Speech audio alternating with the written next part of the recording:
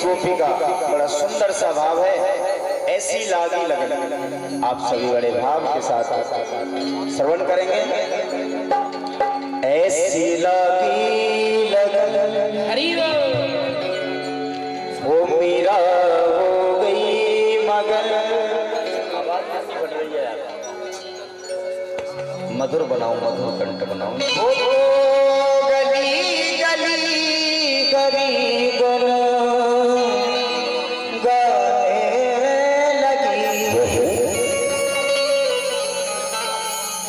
महलों में परी बन के जोगन चली, मीरा रानी दीवानी कहाने लगी। ऐसे लागी लगन मीरा हो गई मगन, ऐसे लागी लगन मीरा हो गई मगन। वो गली गली गली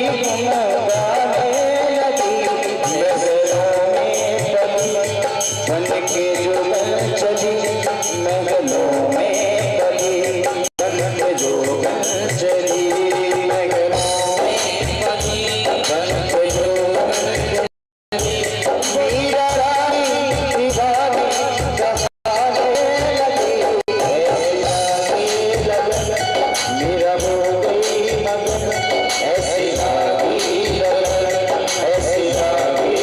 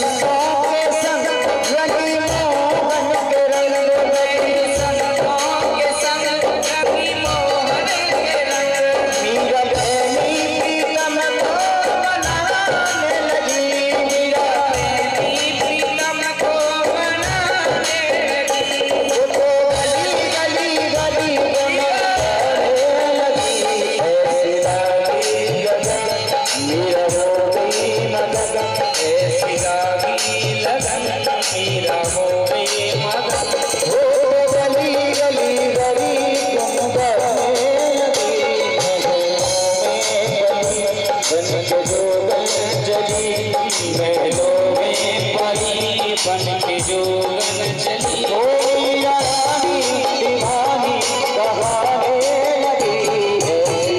ऐसी लागी लगन, ऐसी लागी लगन, ऐसी लागी लगन, ऐसी लागी लगन।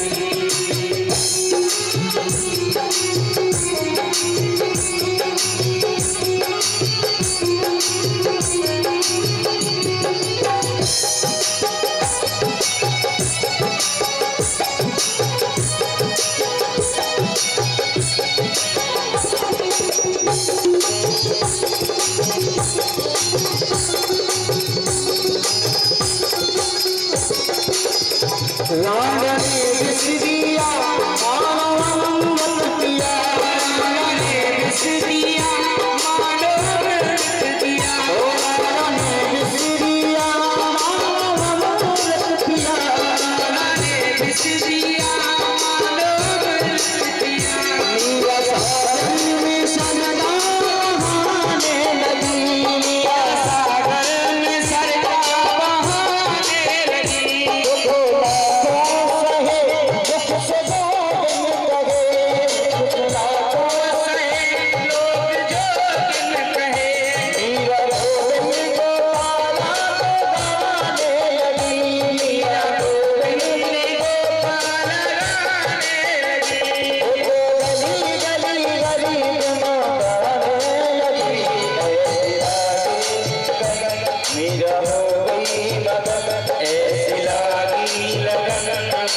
हो गई मगन। ओ गली गली गली लगी महलों में बली बन के जोगन चली, महलों में बली बन के जोगन चली। ओ गली गली गली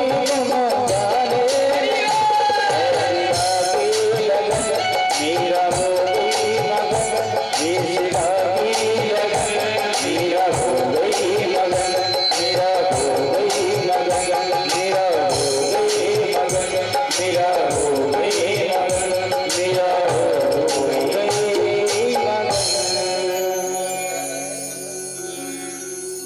बड़ा ही गली गली हरी गाने लगी जैसी लगी लगन, मीरा हो गई मगन। बड़ा ही सुंदर भजन हम लोगों ने यहाँ पर श्रवण किया, मीरा हो गई मगन। तो बड़ा ही सुंदर हम लोगों ने यहाँ पर भजन श्रवण किया। अब हमारे परम पूज्य परम सज्जय महाराज श्री कुछ ही क्षणों में हम समस्त भक्तों के बीच में पधारेंगे और आज छठवें दिवस के दिन कथा का हम श्रवण कराएंगे। तो हमारा निवेदन फिर से वही अर्चना वंदना गुजारिश हमारे श्रीमान नत्थु जी स्वर्णकार जी के समस्त भक्तों से कि आप समस्त भक्त लोग पधारे। कथा का समय हो चुका है। एक सुंदर सा भजन वृंदावन से पधारे हुए हमारे गोपाल भैया के सुंदर मधुर कंठ से हम लोग यहाँ पर एक सुंदर सा भजन और श्रवण करेंगे। उसके तदुपरांत हम लोग श्रीमद् भागवत कथा में प्रवेश करेंगे। जय श्री राधे।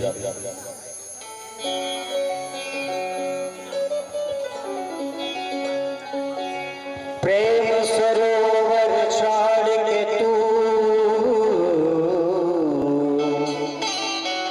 क्यों ना हवे चित्त की चाहन में,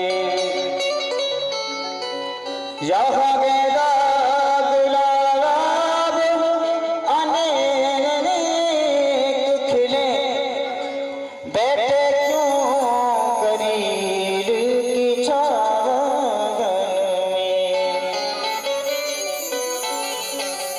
प्रेमी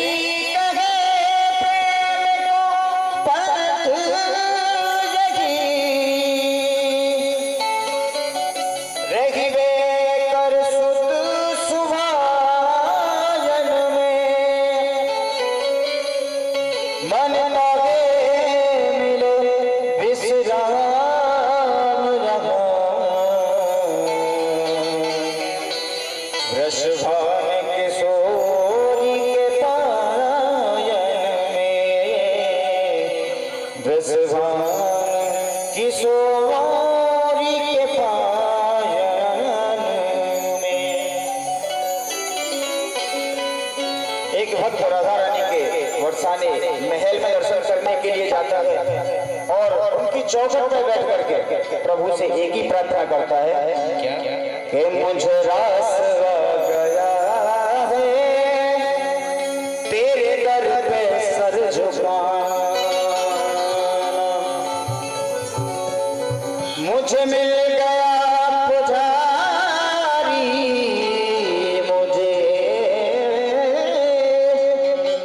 मुझे मिल गया पुजारी और तुझे मिल गया ठिकाना। ओ मुझे रास आ तेरे दर पे सर झुकाना, मुझे रास आ गया है तेरे दर पे सर झुकाना। ओ मुझे रास आ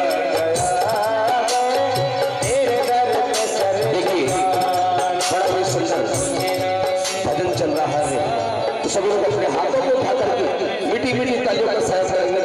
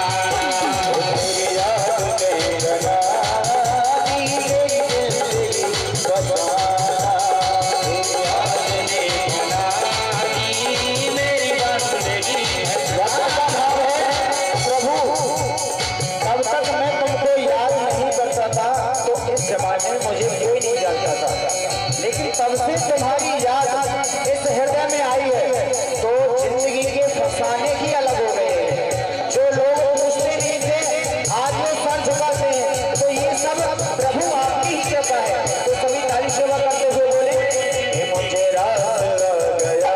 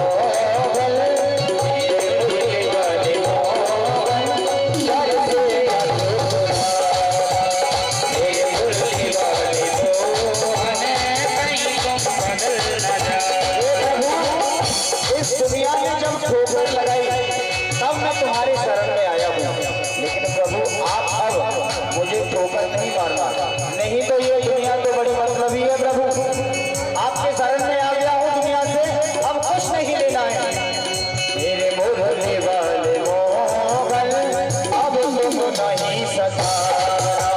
हे मुरली वाले मोहन अब तुम सताना।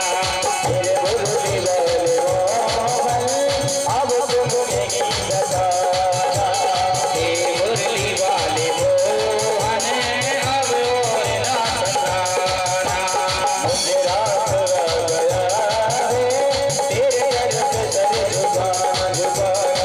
अगला से आ गया है तेरे दर पे सर झुकाना।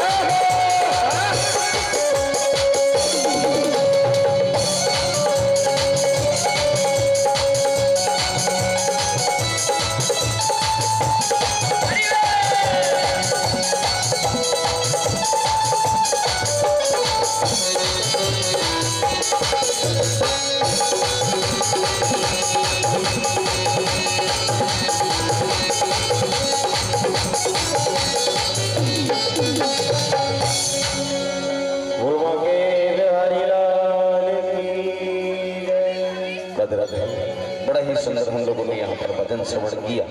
अब हमारे परम पूज्य परम सज्जे महाराज श्री का आगमन हो रहा है, तो सभी लोग अपने स्थान पर खड़े होकर के परम पूज्य महाराज श्री का स्वागत करेंगे और बुलाएंगे अपने समस्त प्रेमी श्रोता भक्तजनों को, जो कि हमारे श्रीमान आदरणीय नत्थू जी स्वर्णकार जी के घर में जो कि सुंदर आयोजन हो रहा है कार्तिक मास के उपलक्ष्य में, तो हम लोग आनंद लेंगे। परम पूज्य महाराज श्री का हम लोग स्वागत करेंगे। हाथों को उठा करके क्या कहेंगे?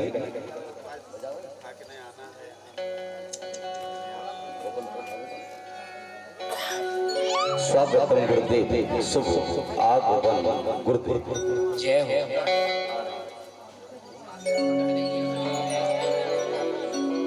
स्वागतम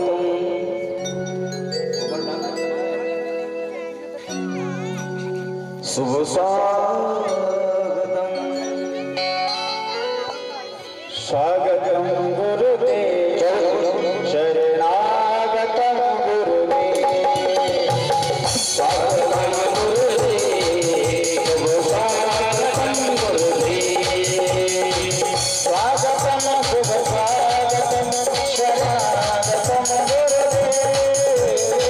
स्वागतम शुभ स्वागतम शरणागतम गुरुदेव।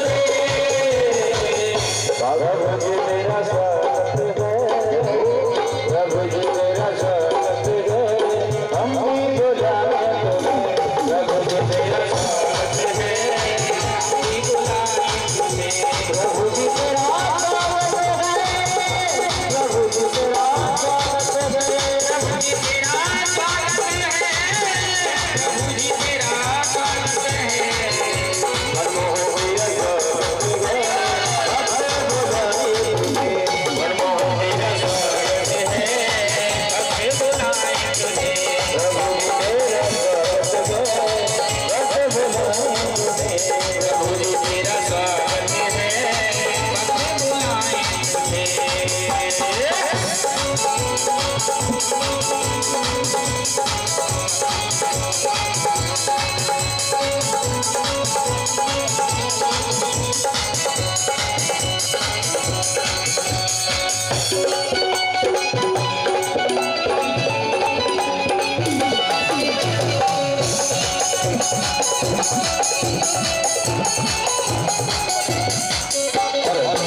सभी लोग अपने स्थान पर खड़े हो जाएंगे और गुरुदेव भगवान का हम लोग यहाँ पर स्वागत करेंगे।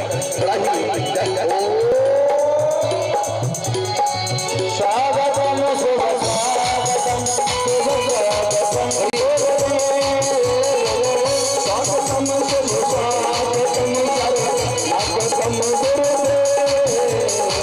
स्वागतम शुभ स्वागतम शरणागतम गुरुदेव। स्वागतम शरणागतम गुरुदेव। स्वागतम गुरुदेव शरणागतम गुरुदेव। हमारे ठाकुर जी आज भक्ति की हरियाणा यहाँ पर विवाह, सभी लोग हाथ उठा करके आज ठाकुर जी से अपनी कृपा कराएंगे और क्या कहेंगे? कृपा करो कृपा करो कृपा करो।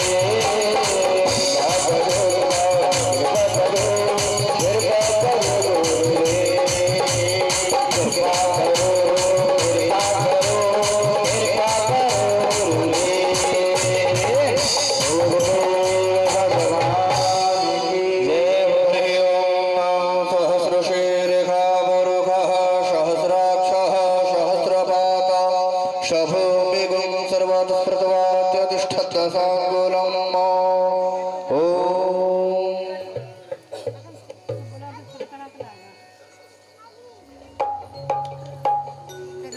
आदरणीय श्री अनिल कुमार जी शपथनिक कृपया मंच पर आने का कष्ट करें।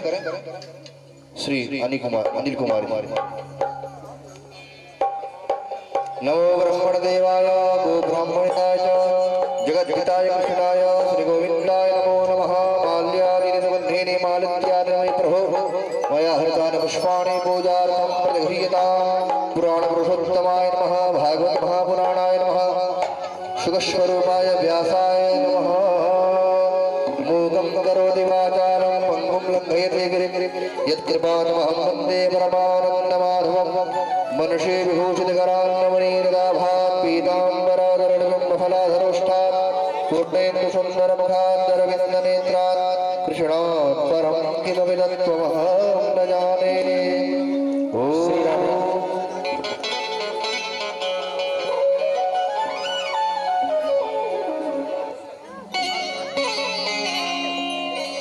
श्री राधे।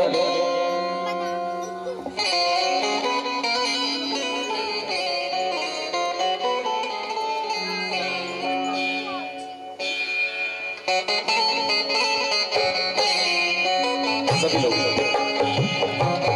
श्री राधे आवाज बढ़ा दें। अकबर भगवान की हम लोग आरती का दर्शन करेंगे, तो सभी लोग प्रांगण में आ जाए। बांके बिहारी तोरी आरती का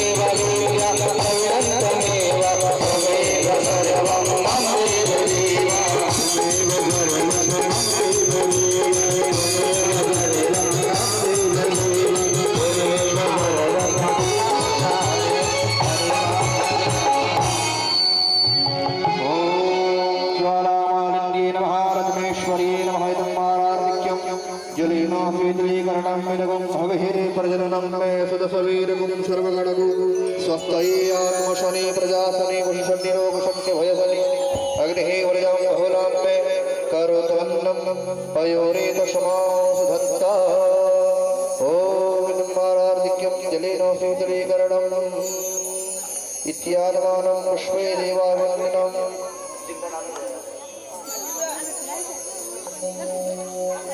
श्री राधे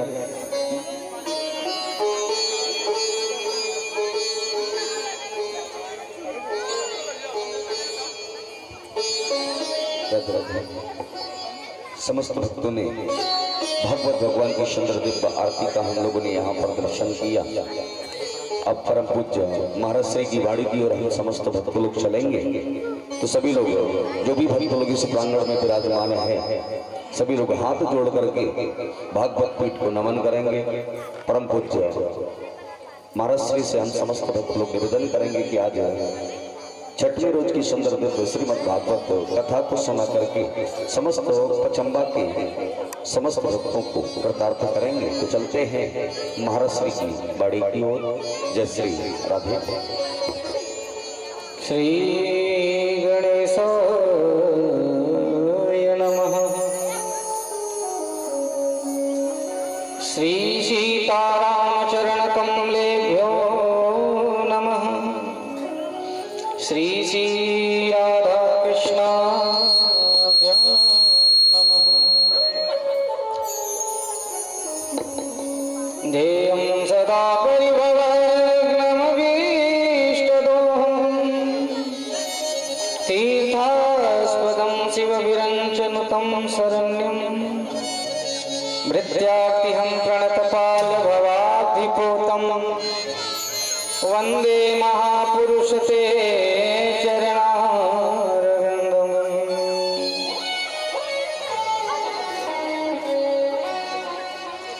वंशी विभूषितकरानवनीलरावा पीताम्बरादरुणबिम्बफलाधरोष्ठ पूर्णेन्दुसुन्दरमुखादरविन्दनेत्र कृष्णात् परं किमपि तत्त्वमहं न जाने।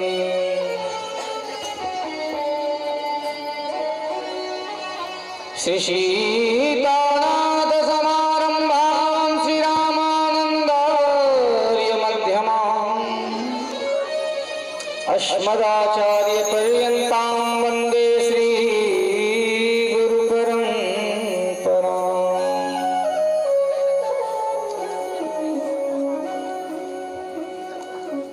वाञ्छाकल्पतरुभ्यश्च कृपा सिन्धुभ्यैव च पतितानां पावनेभ्यो वैष्णवेभ्यो नमो नमः।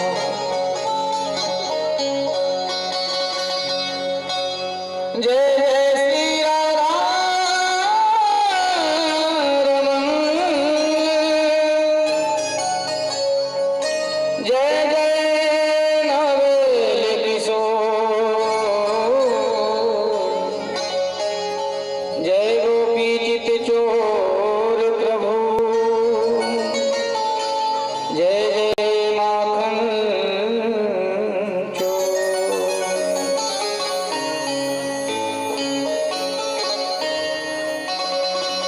श्री राधे मेरी स्वामिनी,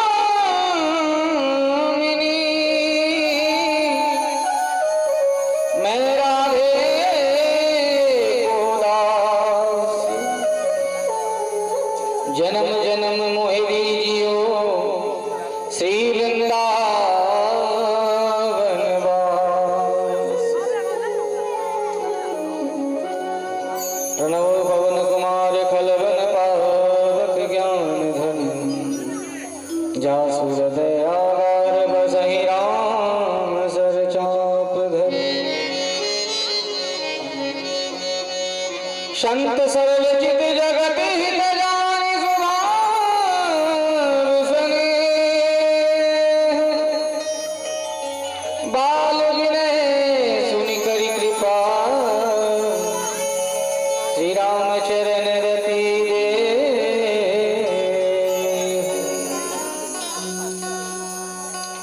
श्री राम राम चरण रति दे,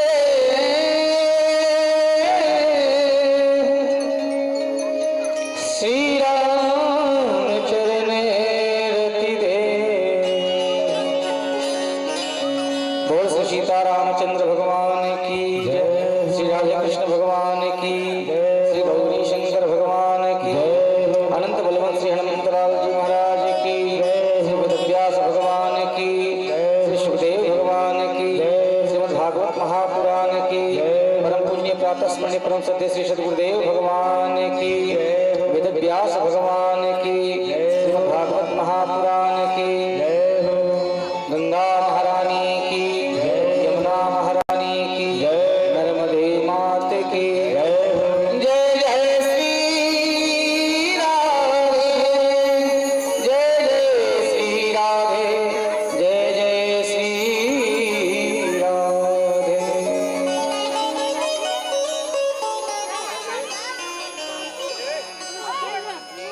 परम मंगलमय है।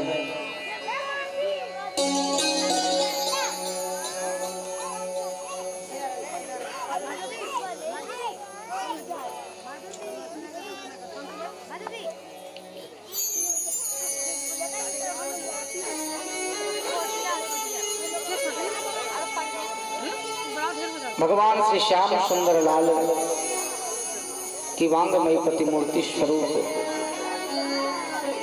श्रीमद् भागवत महापुराण सप्ताह ज्ञान यज्ञ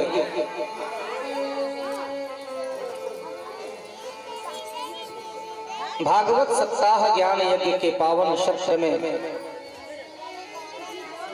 विगत 5 दिनों से श्रवण कर रहे श्रीमद् भागवत सप्ताह का आज छठा दिवस हम सब उपस्थित इस भागवत में जितने भी स्वर्णकार परिवार के द्वारा आयोजित इस भागवत सप्ताह ज्ञान यज्ञ का आज छठा दिवस है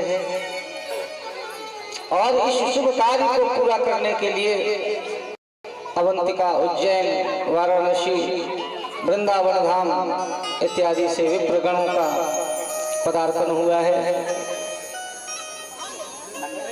सभी को मेरा नमन और कृष्ण कथा का यह जो चरित्र हम सुन रहे हैं यह अपने उत्तरोत्तर वृद्धि की ओर प्रशस्त है। तो आइए आज छठे दिवस की कथा को हम श्रवण करें भगवान नाम उच्चारण के साथ और आज की इस दिव्य यात्रा को, क्योंकि कहा गया है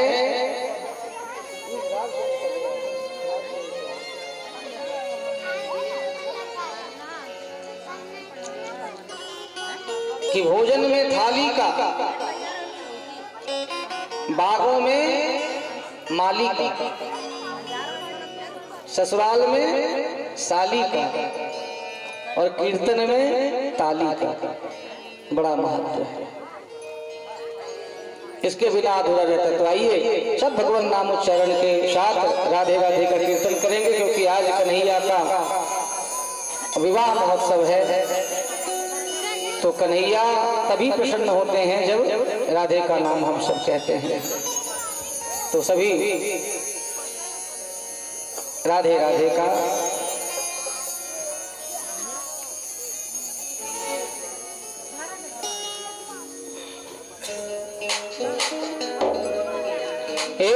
आएंगे बिहारी, चले आएंगे बिहारी, आएंगे बिहारी, चले आएंगे बिहारी, आएंगे बिहारी, चले आएंगे बिहारी, आएंगे बिहारी, चले आएंगे बिहारी। राधे राधे राधे राधे राधे राधे जब चले आएंगे बिहारी, राधे राधे जब चले आएंगे बिहारी, राधे राधे जब चले आएंगे बिहारी, राधे राधे जब चले आएंगे बिहारी।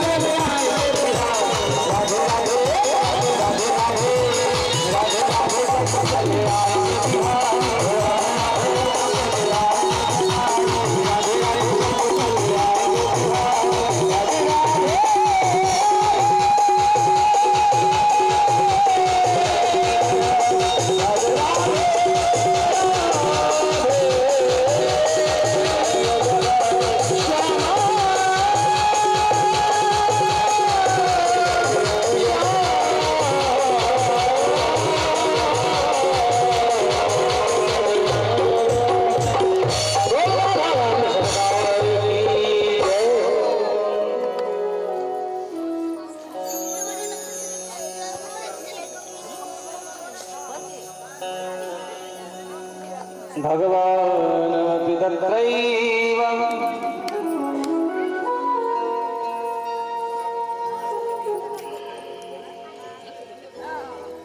बलदेवेन संयुतः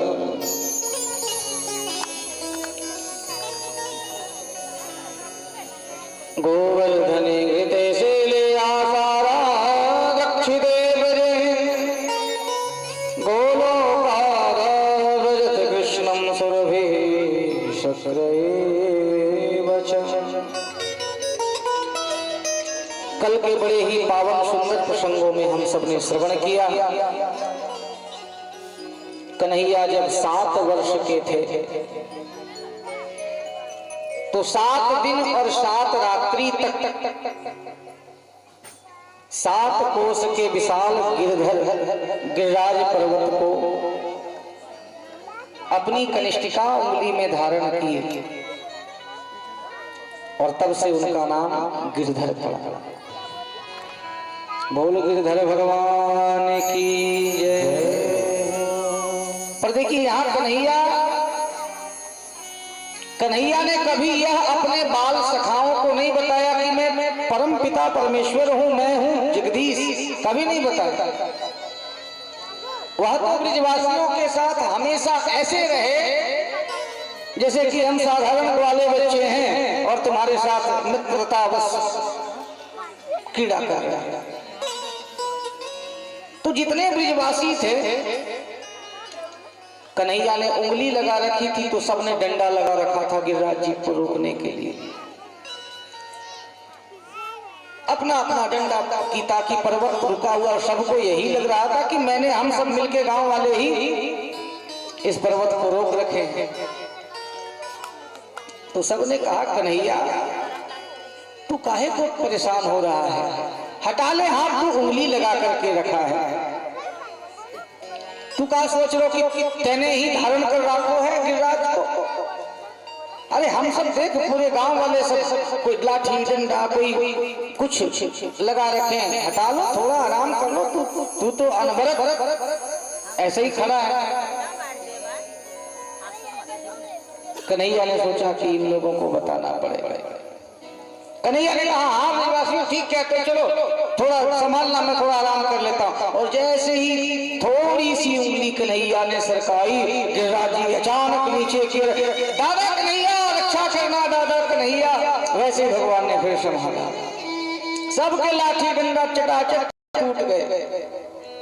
बोले कन्हैया अरे हम सबको ये समझ रहे थे कि हमने गिरिराज को सब धार उठा रहा है, पर ये तो तू तो दारी के बड़ा चमत्कारी निकलो। पर एक बात बता कन्हैया, तू नेक सोच छोड़ा, 7 वर्ष को तेरी उम्र और तेने गिरिराज पर्वत को धारण कर रखो 7 कोस 21 किलोमीटर। तो कन्हैया यह कैसे संभव? तू फिर नंद बाबा को साधारण कोई छोरा नहीं है, लगता है तुम ही परम पिता परमेश्वर कृष्ण हो। कन्हैया ने सोचा कि यदि मैंने अपना असलियत बता दिया इन ब्रजवासियों को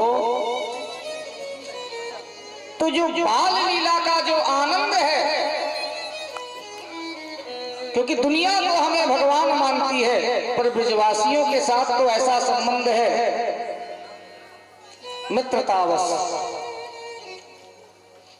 मित्रता का भाव है। यदि ब्रजवासी भी हमें भगवान मांगने लग जाएंगे तब तो गड़बड़ हो जाएगी।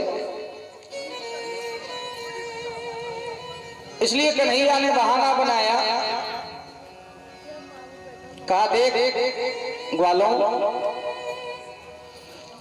अरे भैया हम गिरिराज जी की पूजा करते हैं और गिरिराज गैया को दूध हम अपने देवता को पिलाते हैं, वही गैया को दूध हम पीते हैं।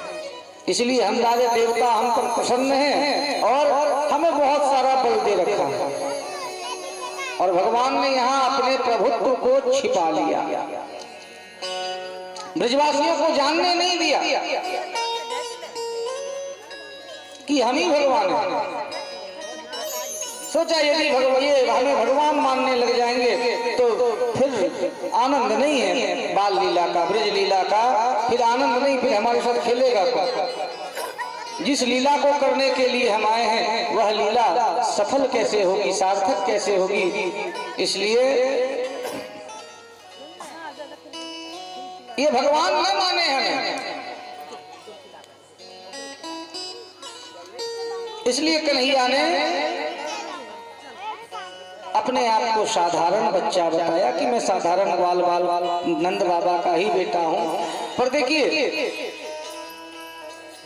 7 दिनों के बाद बारिश बंद हुई। इंद्र ने पूरे ब्रजवासियों को परेशान करने के लिए मूसलाधार बारिश किया कि सारे ब्रजवासी उससे ग्रसित हों, सब डूब मरे, बह जाएं। इसलिए इंद्र ने जब बारिश करी 7 दिन और 7 रात्रि तक लगातार चलता रहा। पर जब इंद्र ने देख लिया कि जिस कृष्ण को हम साधारण ग्वाल वाला मानते हैं, साधारण गांव का ग्वाला मानते हैं, वह साधारण कोई बच्चा नहीं है। 7 दिनों तक 7 रात्रि तक विशाल 7 कोस के पर्वत को, गिरिराज पर्वत को धारण कर रखे हैं, यह साक्षात गिरधर भगवान कृष्ण है। और आकर के इंद्र ने भगवान का अभिषेक किया। और जब अभिषेक किया भगवान का और 10 श्लोकों में भगवान की स्तुति गाई, तो भगवान ने इंद्र को क्षमा कर दिया कि चलो कोई बात नहीं है, तुमने जो भक्त को भगवान से मिला दे। बोले ब्रह्मा जी ने हमारा अपराध किया तो हमें हमारे भक्तों से दूर कर दिया, पर चलो इंद्र ने गलती किया, अपराध किया, तो 7 दिनों तक ब्रजवासियों से हम और ब्रजवासी एक साथ रहे, तो जो भक्त और भगवान को जोड़ने का काम करता है उसके अपराध को क्षमा किया जा सकता है। बोलो राधे राधे। इसलिए उन्हें क्षमा कर दिया। और अब पुनः भगवान पिता रात्रि शरदोत्फुल्ल मल्लिका विक्षहरन्तु मनश्चक्रे योगमायामुपाश्रितः।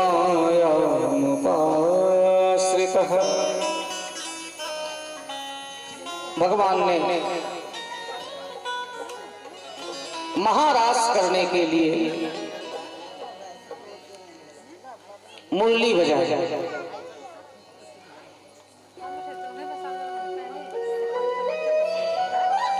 और ऐसी बंसी भगवान ने बजाई,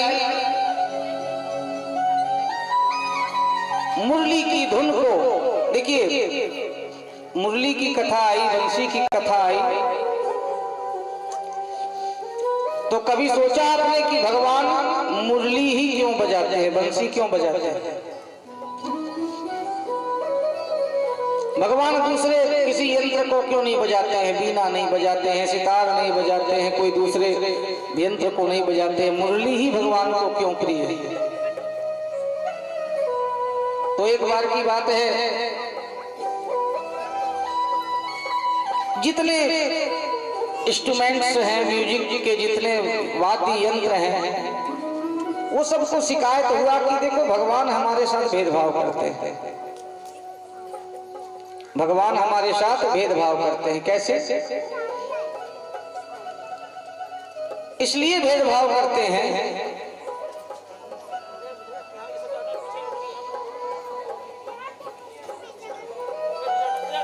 कि हमें नहीं बजाते हैं। और बांसुरी में क्या है? बांस की तो है, और बांस में ऐसा क्या है? बांस का तो कोई ऐसा ठोस है भी नहीं कि कुछ बन जाए बांस का। बांस तो किसी काम का नहीं आता। बहुत जगह तो शुद्ध भी नहीं मानते हैं। तो बोले भगवान बांसुरी ही क्यों बजाते हैं? तो सारे वाद्य यंत्र एक बार भगवान के पास शिकायत करने के लिए पहुंचे, प्रभु आप बांसुरी ही क्यों बजाते हैं? हमें यह सौभाग्य क्यों नहीं मिलता कि आप हमें भी बजाओ? तो भगवान ने कहा, सुनो, कोई भी व्यक्ति अपने कर्म से महान होता है। कोई भी व्यक्ति अपने कर्म से महान होता है, अपने त्याग से महान होता है। यदि कोई बड़ा बनता है तो हम ये तो जरूर देख लेते हैं कि ये व्यक्ति देखो बहुत तरक्की कर गया, ये व्यक्ति बहुत बड़ा आदमी बन गया। बोलो राधे राधे, जोर से बोलो।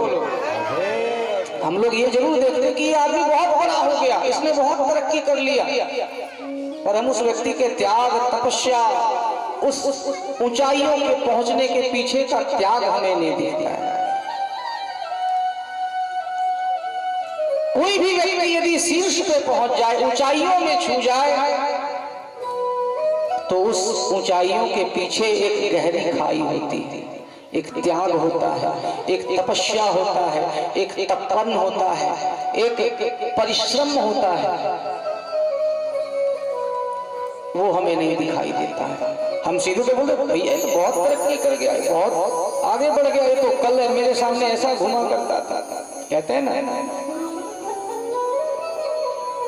कोई बिजनेस में तरक्की कर लिया, कोई बड़ा व्यापारी बन गया, पर जो तपता है वही तो बनता है, और जो तपता नहीं है वो तो कच्चा रहता है, वो तो फूट जाता है। जो घड़ा कुम्हार का बनाया हुआ जो घड़ा भट्टी में जाता है वही परिपक्व होता है। बोलो राधे राधे। कच्चा आपको सुखा करके दे दिया जाएगा तो उसे ठोस नहीं माना जाएगा। अथवा आप ईंट को भी ले लो, किसी चीज को जितना सिकाई होती है, जितना तपता है, जितना परिश्रम करता है, उतना ही शुद्ध माना जाता है, उतना ही प्रमाणित माना जाता है, और उतना ही ठोस होता है। तो हमारी दृष्टि वहां तक नहीं पहुंचती कि हम उसके त्याग को देखें, हम उसके समर्पण को देखें, हम उनकी तपस्या को देखें, हम उनके समर्पण को देखें। हमें दिखता नहीं ये तो बहुत तरक्की कर गए, तो तुम भी कर लो। तो बंसी को देख करके सारे वाद्य यंत्र, सितार हो गया, ढोलक हो गया, उस टाइम में ये सब वाद्य यंत्र नहीं चलते थे, शुद्ध शास्त्रीय वाद्य यंत्र होते थे। उनको जलन हुई कि पता बांसुरी को भगवान अपने ओठों से लगा करके रखते हैं, अपने पास 24 घंटा बंसी रखते हैं भगवान। इसका क्या कारण है? तो जब शिकायत करने पहुंचे भगवान के पास कि देखो आप हमारे साथ अन्याय कर रहे हो, हमारे साथ आप अन्याय कर रहे हो, न्याय करिए। तो भगवान ने कहा भैया सुनो, बांसुरी यूं ही मेरे पास नहीं आ जाता। यदि मैं बांसुरी को बजाता हूं, यदि बांसुरी 24 घंटा मेरे पास रहता है, यदि मेरे हाथों में बंसी, तो इसके पीछे बंसी का त्याग देखो क्या है। बांसुरी का त्याग, बांसुरी काहे से बनती है? बांस से। और आप लोगों को पता होगा बांस अकेले कहीं नहीं उगता, बांस हमेशा झुंड में आता है। बांस हमेशा जो है वह झुंड में ही जन्म लेता है, एक साथ पूरा का पूरा बगीचा ही। तो बोले बंसी पहले तो अपने उस कुटुंब का त्याग करता है, वो तो उसका परिवार ही है ना। पहले वह बंसी अपने कुटुंब का त्याग करता है, और फिर उतने से नहीं चलता है, उसकी कटिंग होती है।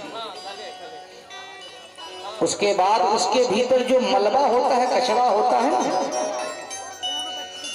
उसे सुराख करके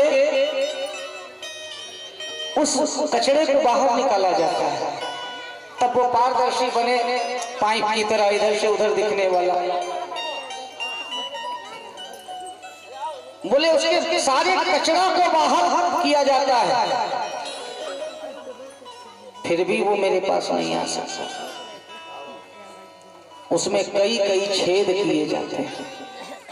बोलो राधे राधे, जोर से बोलो।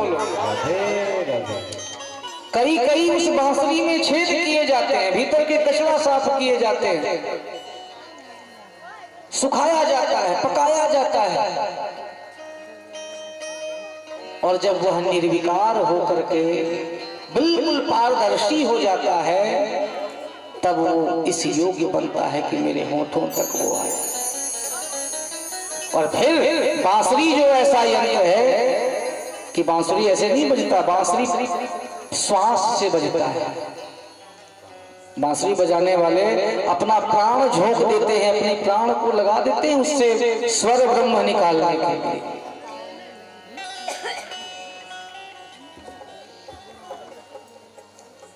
तब जाकर के बंसी जो है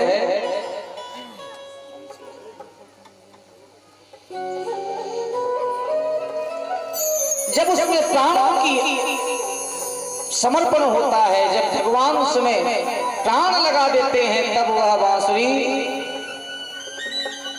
तो भगवान कहते हैं देखो मेरे पास आने के लिए कितना त्याग करना पड़ा, समाज छोड़ना पड़ा, समाज से अलग होकर के उसकी कटाई हुई, उसके भीतर का जो मलबा है, कचरा है, उसको पाइप जैसा बनाया जाता है, उसके कचरे को बाहर किया जाता है, छेद किया जाता है 5-6, और तब जाकर के तो सबसे पहला जो अवगुण है वह कि हमारे भीतर पहले से ही इतना कचरा भरा है, इतना कचरा भरा है कि भगवान के पास जाने के लिए है ही हम उस योग्य है ही नहीं।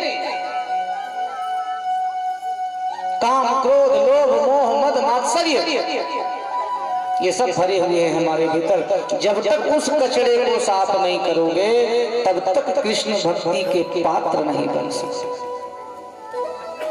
भगवान भी जो छांटते हैं ना, पहले तो उसका सब कुछ छीन लेते हैं। भगवान के भक्त के अंदर आप ये देखते होंगे कि विनम्रता सबसे पहला लक्षण आपको पाया जाएगा। कपट नहीं है भीतर, छल कपट नहीं है। परंतु आज के लोगों की मानसिकता, आज के लोगों का कपट के अलावा कुछ है ही नहीं। अपने थोड़े से स्वार्थ को सिद्ध करने के लिए लोग किसी का क्या हो जाए, कितना नुकसान हो जाए, परवाह नहीं करते। पहले के लोगों में कम से कम इस बात का तो रहता था कि जो कमिटमेंट कर दिया, जो कह दिया वो करेंगे, वचन जो दे दिया। पहले आप देखते होंगे जमीनों को भी जब अदला बदली करते थे तो वाणी से बोल दिया तो आपका तो आपका। अब तो कागज को भी लोग झूठा ठहरा देते हैं। पहले तो बोल दिया कि हाँ ये हमारे दादाजी ने आपको दी, बस उस दिन से हो गया। क्योंकि लोग झूठ बोलने से डरते थे, पाप करने से डरते थे। और अब जहां देखो बस सबको यही होड़ मची है कि कहां से मिल जाए, कितना मिल जाए, कितना जोड़ ले, कितना इकट्ठा कर लें, सब कुछ लेकर के जाना चाहते हैं पर लेके जाते नहीं। अभी कोरोना में सबको यह बात का अच्छे से आभास हो गया कि बड़े बड़े जो कमाई करके छोड़ गए, जिनके यहाँ कोई भोगने वाला भी नहीं है, कि जो उस धन का उपभोग करे, तो लोगों में यही बदलाव दुख का कारण। जो मन में होता था वही वाणी में होता था लोगों के, और वही कर्म में होता था। पर आज के लोगों के मन में कुछ और है, वाणी में कुछ और है, और करेगा तो कुछ और ही करेगा। मनसा वाचा कर्मणः, किसी भी कार्य को सफल करने के पीछे जब मन, वाणी, कर्म का तालमेल हो, एक हो, तभी उसका फल मिलता है। और तब भगवान जो है अपनी भक्ति प्रदान करते हैं। भगवान की भक्ति सहज नहीं कि कथा सुन ली और वैकुंठ तुरंत आपके लिए विमान आया, आप उठ करके चल दिए। भगवान की कथा का सार यही है कि पात्र बनिए। जैसे गोपियां भजन करती थी भगवान की, तो जो मन में हो वही, मैंने परसों बताया ना कथा में कि आज तो ये टेंशन लोगों को है, बूढ़ा आदमी अपने अतीत को याद करके रोता है कि मैं कैसा था, कितना बढ़िया खाता था, कितना बढ़िया गाड़ी में घूमता था, कितना था। वो वर्तमान को नहीं देखता, ना भविष्य को देखता है, वो पिछला याद करता है जो 60 के बाद हो जाते हैं। और जो नौजवान है वो भविष्य को लेके दौड़ रहे हैं, वर्तमान में नहीं जी रहे कि क्या कर लें, कि आगे के लिए, भविष्य के लिए हम कुछ कितना इकट्ठा कर जाएं। इसलिए ना बूढ़े सुखी ना जवान सुखी। सुखी केवल बच्चा है क्योंकि वो वर्तमान के आनंद को लेता है, जो है उसी में मस्त। इसीलिए ना काहों से दोस्ती ना काहों से बैर, इसलिए उन्हें कोई दुख नहीं होता, कोई पीड़ा नहीं होता, कोई तकलीफ नहीं होता। इसीलिए सुख पाना है, आनंद में रहना है तो वर्तमान को आनंद लो। आगे क्या होगा नहीं होगा ऊपर वाले पे छोड़ो। हमारे चाहने न चाहने से एक पत्ता भी नहीं हिलता, हमारे चाहने न चाहने से कुछ भी नहीं होने वाला है। वही है वही जो राम रची राखा। इसीलिए व्यक्ति को वर्तमान, यदि आपका वर्तमान सुधर गया तो भविष्य तो आपका सुधरना ही सुधरना, भविष्य कोई नहीं बिगाड़ सकता। इसलिए प्रयास यही करो कि हमारा धन दौलत की चिंता छोड़ करके इतना बस ये होना चाहिए कि साईं इतना दीजिए जामे को तुम समाए। ये दीवाना तेरा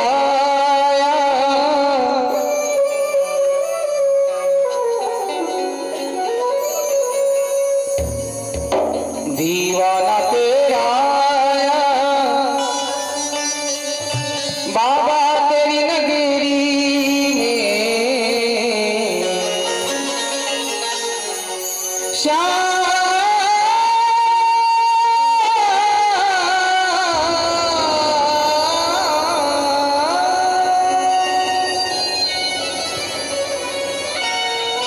तो जिस बंसी को भगवान बजाते हैं भक्त उस कृष्ण के दर पे जाते हैं। तो बस यही चिंता करो, ए दीवाना तेरा दीवाना तेरा कान्हा तेरी नगरी में, दीवाना तेरा कान्हा तेरी नगरी में, दीवाना तेरा कान्हा तेरी नगरी में, दीवाना तेरा कान्हा तेरी नगरी में, दीवाना तेरा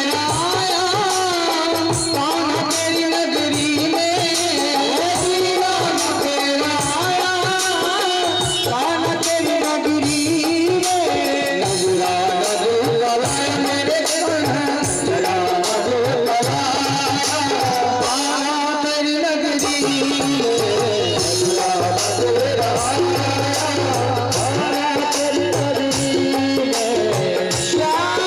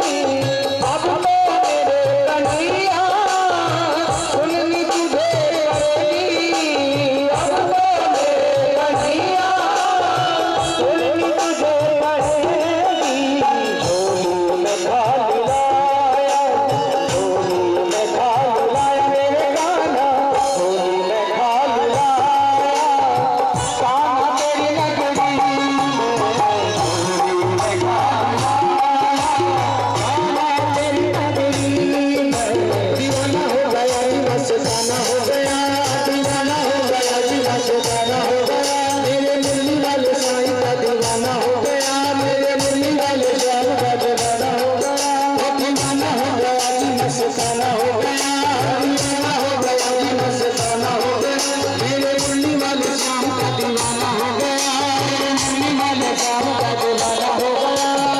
दीवाना तेरा दीवाना तेरी नगरी में, दीवाना तेरा दीवाना तेरी नगरी में।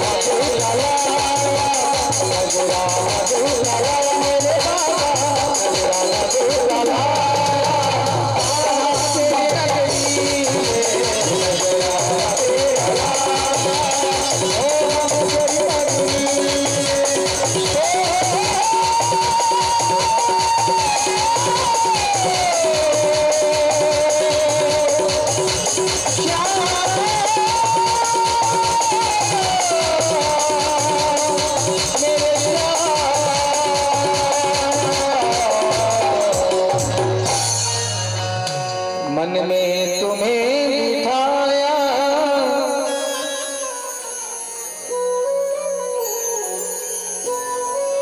मन में तुम्हें बसाया, कान्हा तेरी नगरी में, मन में तुम्हें बसाया, कान्हा तेरी नगरी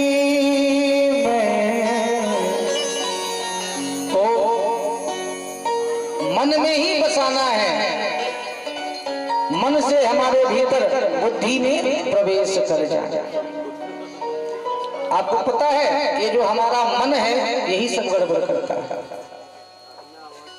मन यदि हमारे बस में आ जाए, मन हमारे मुट्ठी में आ जाए, आप देखो आप प्रवचन सुनने के लिए बैठे तो आपका यहाँ बुद्धि नहीं चलेगा।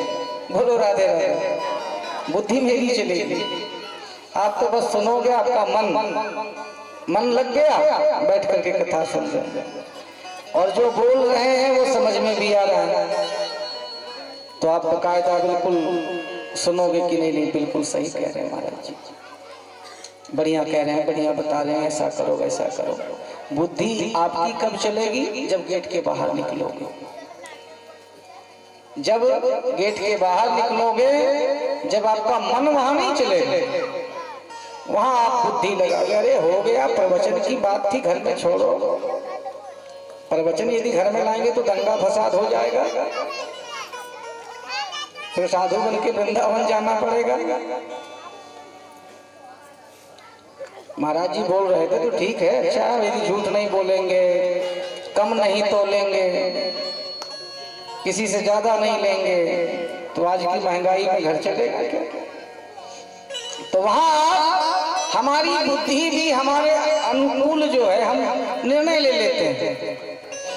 बहाना बनाने वाले लोग होना चाहिए, जो कि ऐसे कई बहाना ढूंढने वाले होते हैं ना, कि जो कहते हैं कि मन चंगा तो कठौती में गंगा। कोई काम से बचना हो ही बहाना हुआ, ये बहाना ही तो है कि नहीं जा पा रहे, नहीं कर पा रहे। अरे महाराज मन चंगा तो कठौती। लोग उदाहरण तो ऐसे दे देते हैं जैसे राजा हरिश्चंद्र।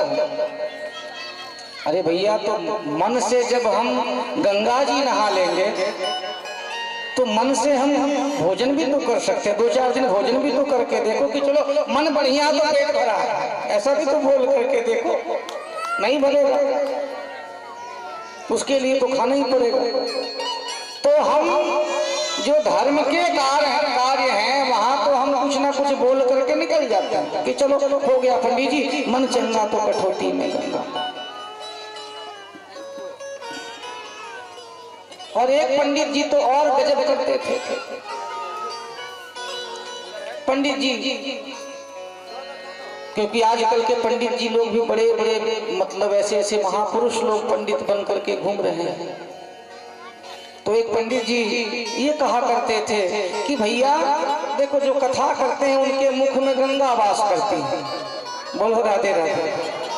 जो कथावाचक हैं उनके मुंह में तो साक्षात गंगा, यमुना, नर्मदा सब कुछ बहती है। तो भगत भी वहां एक बहुत खतरनाक भगत मिल गया उनको। रोज 3 दिन उसने सुना कि पंडित जी रोज कह रहे हैं कि जो कथा करते हैं, कथा व्यास हैं, पंडित जी हैं, उनके मुख में तो गंगा मैया। वो भी यजमान महागुरु था। उसने सोचा कि गंगा जी जब घर ही में आ गई है, घर में ही गंगा जी हैं, तो अब हमें चिंता की क्या जरूरत है।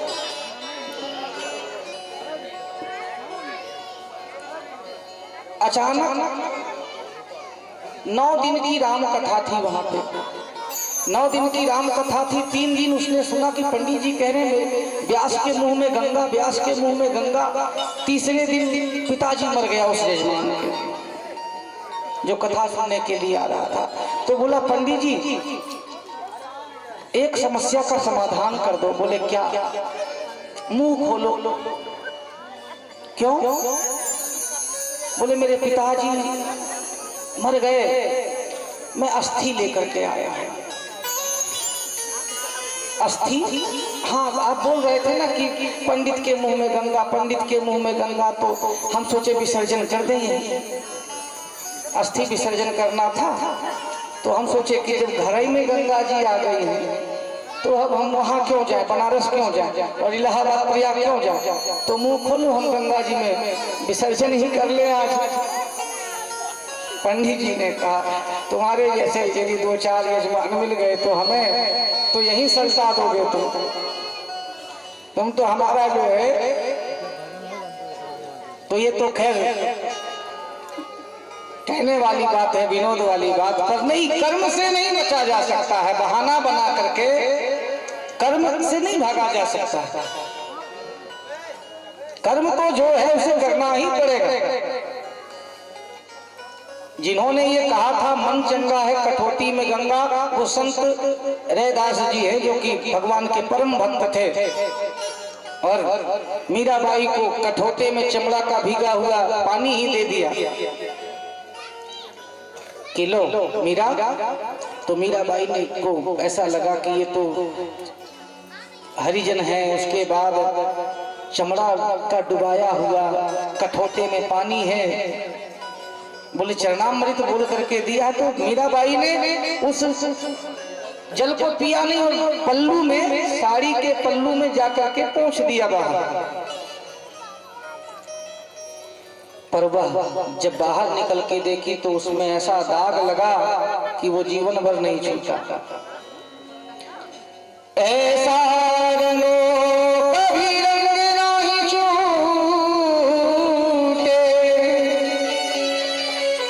धोबिया धोए चाहे सारी उमरिया। तो ऐसा नहीं है कि भारत भूमि में सिद्ध महापुरुषों की कमी है। भारत भूमि यदि आज सुरक्षित है, भारत भूमि में यदि धर्म है, तो ऐसे ऐसे महापुरुष भी इस धरती पर हैं जो कि अप्रत्यक्ष प्रत्यक्ष रूप में ऐसा तप कर रहे हैं। आज भी हिमालय में बैठ करके आप जहां हम लोगों को एक मिनट के लिए जाना जो है शरीर को गला देने वाला ठंड, वैसी जगह में भी आज संत महात्मा ऋषि मुनि तप कर रहे हैं। तो भारत जो है पूरे विश्व का हृदय है, पूरे विश्व का आत्मा है। तो कुछ सच्चे होते हैं, कुछ झूठे होते हैं, और यह हमारे ऊपर निर्भर करता है कि हम सच्चे के चक्कर में पड़े हैं कि कहीं जाकर के जंजाल में फंसे। बोलो राधे राधे। तो कहने का अभिप्राय यही है कि आप एक बार कथा सुनो या बार बार कथा सुनो, लेकिन कोशिश यही करना कि हमारे भीतर का जो कचरा है वह जरूर साफ हो जाए। और ये थोड़ा थोड़ा करके धीरे धीरे करके सुधार करके देखना, आपको फर्क अपने आप समझ में आ जाएगा। क्योंकि भगवान की वचन है।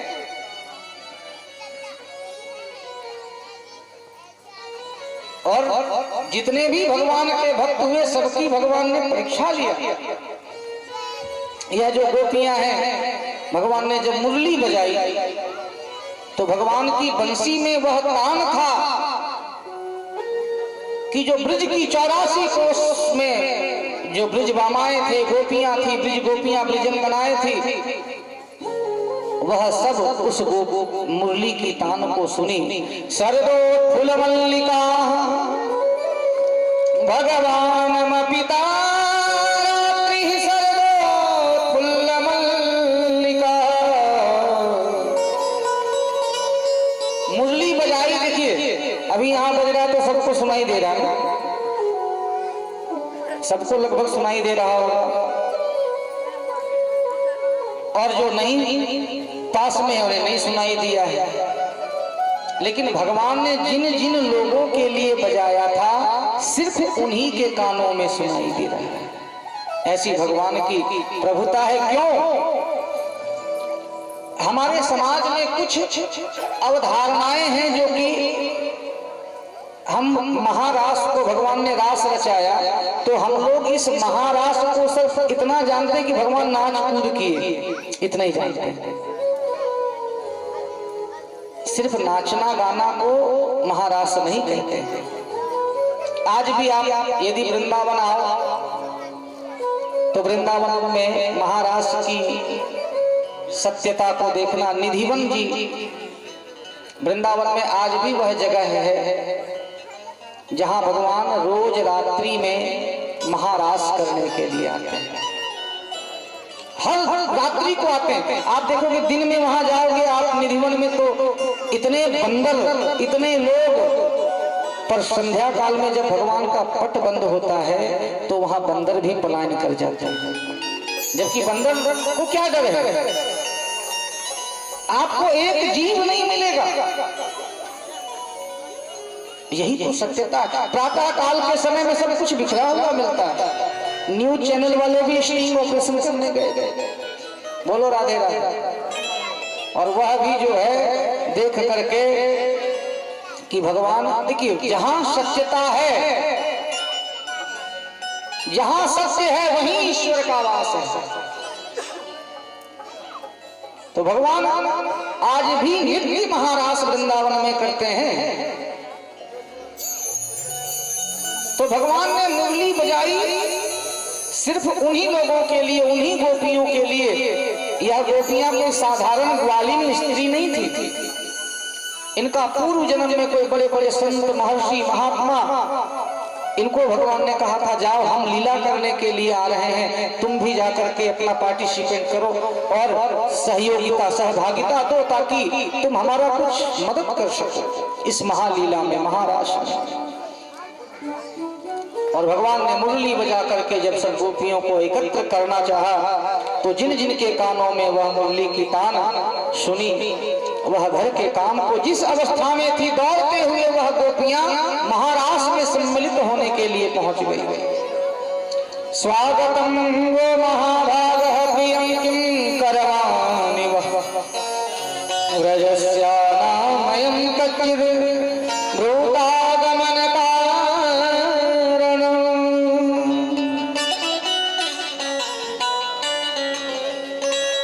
गोपियों को आवाहन करके कहा आओ ब्रजांगन आए, हे ब्रजमामाओं आपका स्वागत है, आपका स्वागत है। देखिए दिन का समय नहीं है, रात का समय है और सब ब्रज की स्त्रियां घर छोड़ करके आई हैं। कोई गोपी सब्जी बना रही थी तो करछी लेकर के दौड़ गई क्योंकि एक पल भी नहीं रुकी। कोई रोटी बेल रही थी तो बेलन लेकर के पहुंच गई। कोई मेकअप कर रही थी तो एक गालों में पाउडर लगाया, दूसरा गाल अधूरा, वैसे दौड़ पड़ी। मतलब उस तान को सुन करके एक पल के लिए भी घर में ना रह सकी, मानो चुंबक किसी को खींच ले आकर्षण। तो कृष्ण का नाम ही, कृष्ण नाम का अर्थ ही जो आकर्षित करे जगत को, जो जगत को अपने वश में कर ले, आकर्षित कर ले, वही तो कृष्णयति, जो आकर्षण करे। और भगवान जिनको अपना बनाना चाहे, भगवान जिनको बुलाना चाहे उन्हें जरूर अपने आप खींच लेते हैं। पर भगवान ने गोपियों को बुला के कहा देवियों आओ आपका स्वागत है, पर ये तो बताओ आए हो क्यों, आने का कारण बताओ। अब आपको कोई भोजन का निमंत्रण दे दे पहले कार्ड, और आप भी तैयारी में कि चलो कल सोनी जी के यहाँ भंडारा है, पहुंचना है, 7 बजे का समय दिए हैं कार्ड। ठीक आप तैयार होकर के पहुंचे और घर में बुलाने वाला यदि हाथ जोड़ के खड़ा हो जाए कि कहो कैसे आना हुआ, तो आप क्या कहोगे, कैसे आना हुआ? आप तो बोलोगे पागल हो गया क्या ये, तो कहते हम तो घर में भी मना करवा दिए कि रोटी मत बनाना, भोजन मत बनाना, मैं तो खा के आऊंगा। तो मानो ब्रज गोपियों ने कहा कि प्रभु पहले तो बुलाते हो, पहले तो आप हमें बुलाते हो बंसी बजा करके, और फिर अब कह रहे हो क्यों आ रहे हो, आने का प्रयोजन बताओ। तो प्रभु हम नहीं फिर चल करके चित्तम सुखे न भवता प्रहतम गृहेषु यन्निर्विशस्त्या करवातु गृहकृत्यै पादो पदं न चलतस्तव पादमूलं यामः कथव्रजं अथो करवाम किं वा। हे प्रभु जिसे कृष्ण बुलाए, जिसे भगवान बुलाए, वो खुद नहीं चल करके आ पाता है। देखो यदि आप ये सोच रहे हो कि मैं हूँ चलने वाला, मैं हूँ, आप बैठे हो यहाँ पे ना, तो आप अपनी मर्जी से नहीं बैठे हो। बोलो राधे राधे। मैं बोल रहा हूँ तो यदि मुझे ये अभिमान आ जाए कि दुख में कितना ज्ञानी, मैं सबको समझा रहा हूँ, बोल रहा हूँ, ये भ्रम है। बस एक तार ढीला कर दे भगवान, बस एक तार ढीला कर दे, पूरी पृथ्वी जो है ब्रह्मांड दिखने लग जाएगा कि क्या है नहीं है। तो नियंता तो हम थोड़ी बोल रहे हैं, बोलने वाला तो कोई भीतर से बोल रहा है। अरे भगवान की इच्छा के बिना जो हमारे हाथ है ना, ये नहीं उठ सकते। ये जो काम कर रहे हैं सारे 20 उंगलियां काम कर रहे हैं, 2 आंख काम कर रहे हैं, 2 कान काम कर रहे हैं, होते हैं ना, ये हाथ उठ नहीं सकता जब तक वह कन्हैया, जब तक वह श्याम, जब तक वह कृष्ण बल ना दे। आप देखते हो ना किसी किसी को लकवा इत्यादि लगता है तो बिल्कुल जो है बोल धड़ाधड़ सीता, फिर बिल्कुल ऐसे हो जाते हैं। अभिमान होता है ना कि मैं हूं करने वाला, मैंने ऐसा किया, अरे मेरा पराक्रम, भैया तू कुछ नहीं है, मनुष्य की हैसियत बस इतनी है कि 5-6 फीट की जगह का निवास और 4 रोटी, बस इतनी व्यक्ति की औकात है। इससे बढ़ के कुछ नहीं, क्या ले जाओगे? जीवन भर में आप 2-4 गोली शक्कर खाते हो, शुगर हो जाएगा। घी नहीं पी सकते हो, डॉक्टर ने मना करके रखा है, बीमारियों का खान पहले से। तो भैया जब कुछ ना खा सकते हैं ना पी सकते हैं, पर मानसिक तौर पे दिवालिया नहीं होना चाहिए। इसे तो बढ़िया रख सकते हैं, इसे तो कंट्रोल ऐसा रखो। जब याद रखना, आप जिस दिन अपना स्वार्थ छोड़ करके आप एक अच्छा इंसान बनने की कोशिश करोगे, बल देने वाला भगवान है। आपको 100 हाथियों का बल दे देगा। आप देख लेना, ट्राई करके देखना। आप जब किसी अच्छा कार्य करने के लिए निकलो और जब करके लौटो, तब जो सुकून आपको मिलेगा वो सुकून पैसे से नहीं मिल सकता है, वह धन से नहीं मिल सकता है। तो कहने का अभिप्राय यही है कि सब कुछ करने वाला वह परमात्मा है। यदि हम आप यहाँ बैठे हैं, एक संयोग यदि बना है, यदि यह अवसर सोनी जी को माध्यम बना करके यदि उपस्थित हुआ है, तो वह परमात्मा की ही प्रेरणा है। जब भी तो कुछ संभव हो पाया है। तो प्रयास यही करो हमेशा कि हमारे हाथों से हमेशा अच्छा कार्य हो। अरे लोग खुद से नहीं करा सकते हैं, निमंत्रण दिए हैं, तो इसका तो लाभ ले लेना चाहिए। यहाँ तो ना पैसा लगता है, ना रुपया, ना कुछ। और जब फ्री में जो मिले, कहावत है ना कि फ्री की वस्तुओं का कोई मोल नहीं होता है। जो फ्री में मिल जाए, निःशुल्क मिल जाए, आप देखना जहां, और ये हर व्यक्ति की वो होती है। यदि कहीं भंडारा चल रहा हो फ्री, तो आप ज्यादा से ज्यादा 1 दोना 2 दोना, और वही क्वालिटी का यदि आप किसी अच्छे जगह पे जाके खाओ तो आप 50-50 रुपए में लेके खाओ, क्योंकि वहां शुल्क है।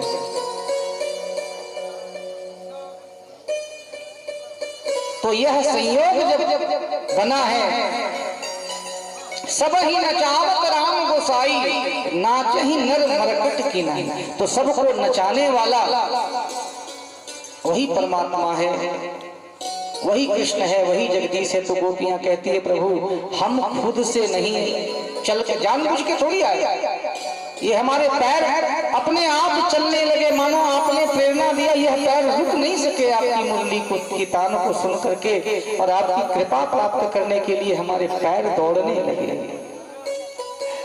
ठीक है, अब आए हो तो अब चले जाओ। इतने में भगवान ने सोचा कि गोपियों से थोड़ा तर्क हुआ। आप याद रखिए, जो आप रास पंचाध्यायी की कथा सुन रहे हो, ये पूरे भागवत का प्राण है। भागवत में 12 स्कंद हैं, पर ये 10वां स्कंद जो भागवत का है, यह पूरे भागवत का हार्ट है। ये सारा पूरे भागवत में विशेष है। जैसे पूरे शरीर में हार्ट विशेष होता है, आप याद रखना, गले पैर का डॉक्टर मिल जाएगा, हाथ का मिल जाएगा, बुखार का मिल जाएगा, दांतों का मिल जाएगा, कानों का मिल जाएगा, पर हार्ट का जो सर्जन है, हार्ट का सर्जन बहुत सोच समझ करके ही हाथ लगाएगा कि थोड़ी सी चूक हुई कि भैया गए। तो यह जो भागवत की कथा में हम 10वां स्कंद सुन रहे हैं, और 10वां स्कंद में जो रास पंचाध्यायी के 5 अध्याय हैं, यह इस भागवत के प्राण हैं।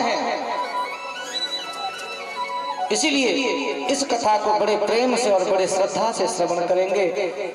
गोपियों का यह जो पावन प्रसंग है, गोपियों के सामने भगवान ठुमके लगा करके नाचने लगे। 11 वर्ष की उम्र है भगवान की, और जब 11 वर्ष की अवस्था में कृष्ण सारी 16,108 गोपियों के बीच नाचने लगे जब भगवान, तो किसी एक गोपी को अभिमान हो गया कि देखो जगत को नचाने वाला कृष्ण आज हमारे सामने कैसे नाच रहा है। और जब किसी एक गोपी को अभिमान हो गया तो देखिए मान चलता है पर अभिमान भगवान के सामने नहीं चलता है। भगवान उन गोपियों को छोड़ करके अंतर्धान हो गए और जब अंतर्धान हो गए तो गोपियां व्याकुल हो गई कि जैसे किसी से प्राण छीन लिया हो। गोपियां वन वन खोजने लगे। ध्याये नयाम पदयो पदवीं सखेते गायन्त उच्चैरं वसंगता विचित्रुन्मदवन्वनादं स्वपक्षुराकाशवदन्तरं बर्हिभूतेषु शन्तं पुरुषं वनस्पतिम्। गोपियां अचानक श्याम गोपियों के बीच से अंतर्ध्यान हो गए तो गोपियां व्याकुल होकर के कृष्ण को ढूंढने लगी।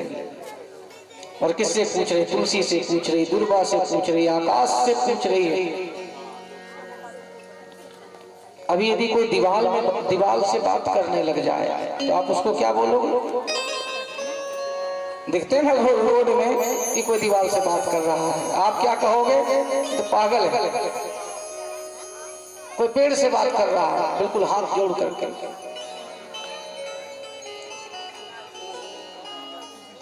तो उसे हम लोग पागल समझ लेते हैं कि ये तो पागल ही है। ऐसे ही एक संत थे, उनका नियम था कि रोज शाम को जब 6 बजे तो माइक लगा के गाली देने लग जाए आश्रम में। पर बाहरी लोग नहीं आते थे जो लोग, पर थे बड़े सिद्ध, इतने सिद्ध संत थे कि जो बोलते वही सत्य हो जाए। परमहंस थे। परमहंस के पास तो शब्दों का वो नहीं रह जाता। जो संत होते हैं, जो ओलिया फकीर होते हैं, जो महापुरुष होते हैं, एक वह पागल ही तो होते हैं। जो सच्चा संत रहेगा वो तो पागल ही, हमेशा बिल्कुल अपनी मस्ती में दुनिया कहीं रहे। उन्हें तो बिल्कुल जो है ना काहो से दोस्ती ना काहो से बैर, बिल्कुल भजन मार रहे हैं, कहीं भी बैठे हैं, उनको कोई किसी से लेना देना नहीं, बिल्कुल मगन हर अवस्था में। पेड़ से ही बात करने लग जाए, दीवार से बात करने लग जाए। तो वो संत जी जो थे वो शाम को 6 बजे और माइक लगाए और माइक ऑपरेटर रख करके और गाली बकना प्रारंभ कर देते। नए लोग तो गुस्सा कर जाए कि बाबा से मिलने आए, माला लेकर के तो गाली बक रहा है। और जो बोलते थे वही सत्य होता था। तो जो जानने वाले लोग थे, बड़े बड़े दूर से आते थे।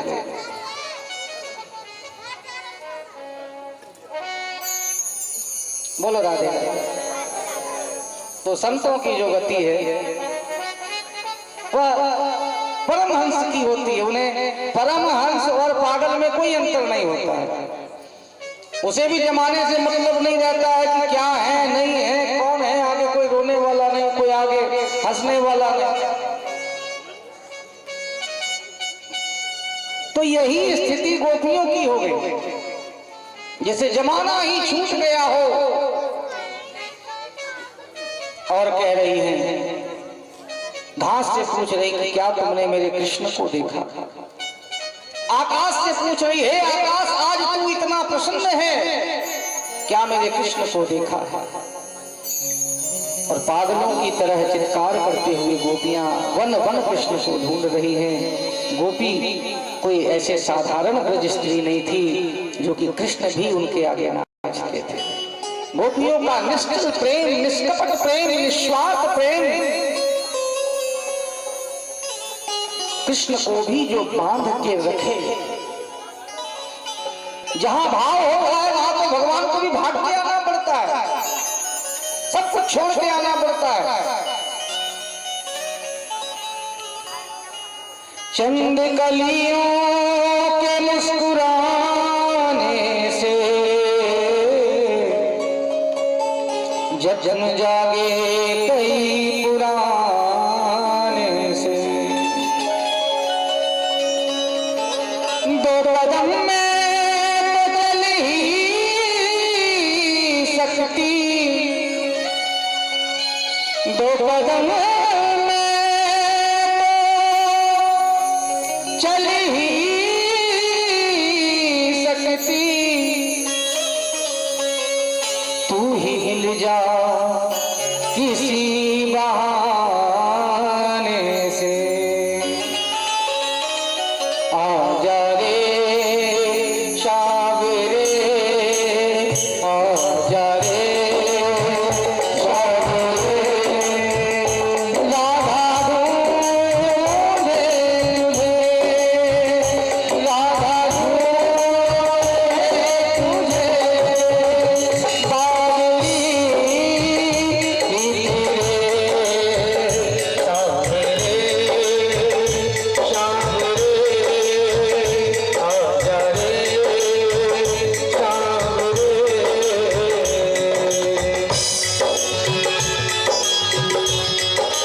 जय हो।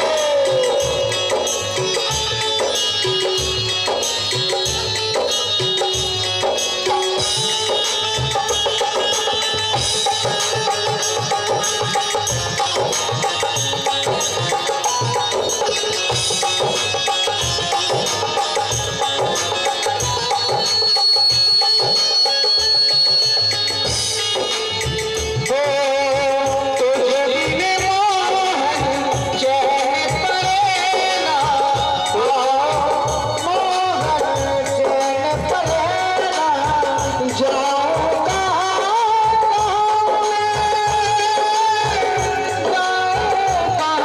कहाँ, तुझे बिन मोहन चैन पड़ेगा, जाऊं कहाँ